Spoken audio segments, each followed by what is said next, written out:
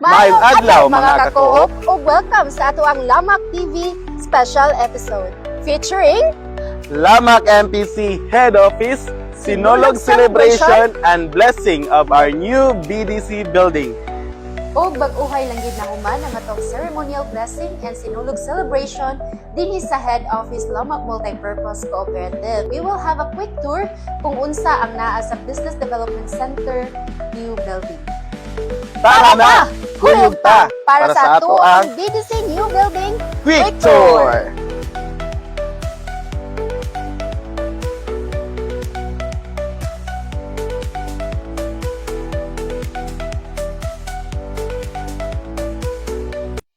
Business Development Center, duha ni siya ka-story nga building. Ang ground floor na to, mao ni siya ang office sa ato ang tulo ka division. We have the marketing division, ang RAED, and ang AED. So kami sa Communication, Education, Youth Development, nami diri sa second floor, which is located pod ang ato ang studio.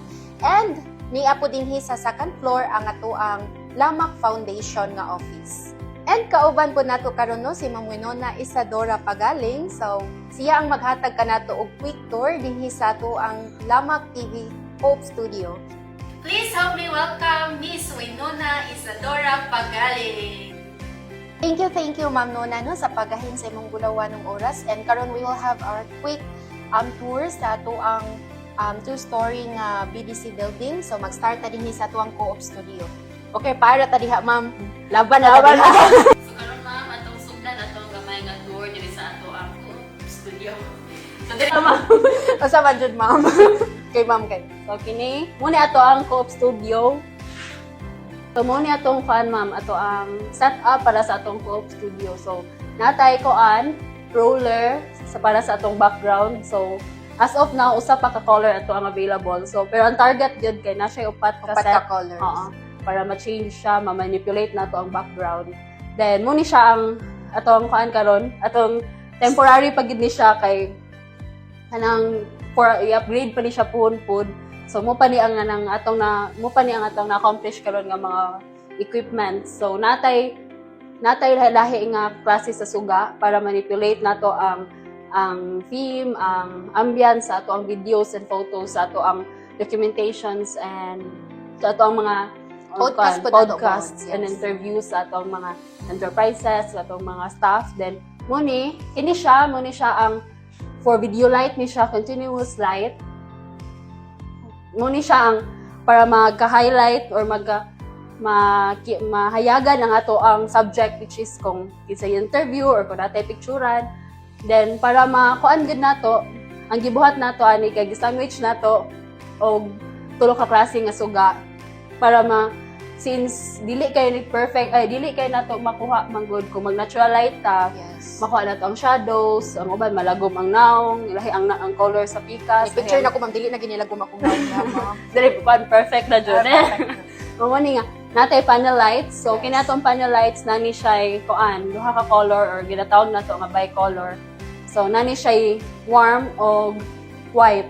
So kani karon ng white color na siya. mo to siya ang hair rim. So ang pulos niya ni usually kay sa likod para ma-focus muna siya pulos sa sandwich nga lightning effect nato kay kung dili nato siya i-sandwich makuan siya kanang magka-shadow. So kanang ang purpose ani nganong ingani ta uban mo tanang daghan kay suga nga kung sa phone isa ra man ka flash. Yes. Ang atong pulos ani kay para kanang dili na siya time consuming sa pag-edit kay kanang dili na nimo pang-irison tong mga ngit-ngit nga part. So kini ma'am natay sofa.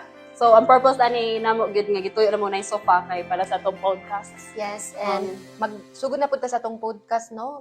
Mga February, first week of February mag-start na ta sa tong podcast. We will be starting with our enterprises. So ani na ta dinhi gyud mag-interview guys. Sa una man gud ang ginabuhat namo ma'am. Mo-visit kami ang mo-visit me, mo-field yun me. But karon nga, since na naman tayo na-realize na gid finally ang ato ang Lamak TV nga. Na natay Lamak TV, na naging tayo studio, ginato So, ani na kita din mag-interview. ikaw Jer na una ma'am. Nabulutan jud. Nabunutan jud ka ma'am kay pag rolling na mo manggungan mo naa. So mao to siya ma'am. Unsa pa gyud lain nato nga naa din himam sa atong So, kini nga setup ma'am kay pang video gid ni siya. So, napatay other equipments nga wala na to na set up ron. So, paano to siya for photography. Kanina na ato na pud siyang nakuan na nagamit ganina. Okay, na pictorial ta para sa tuang BOD sa tong officers and mancom. So, nakuan na-realize jud nga mas ay nindot gid siya agi kaysa sa manual photography lang or sa phone lang ana. And this Scope Studio no once just a dream. And now nanagid siya natinuod na gyud finally, and we're very much thankful to Lamak Multipurpose Cooperative Management no sa paghatag sa ilahang trust para ma-realize ning Lamak TV na to nga studio.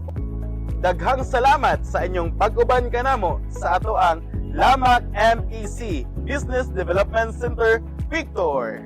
See you again on our next special episodes din sa ato ang Lamak TV. Salamat MPC. Soar high!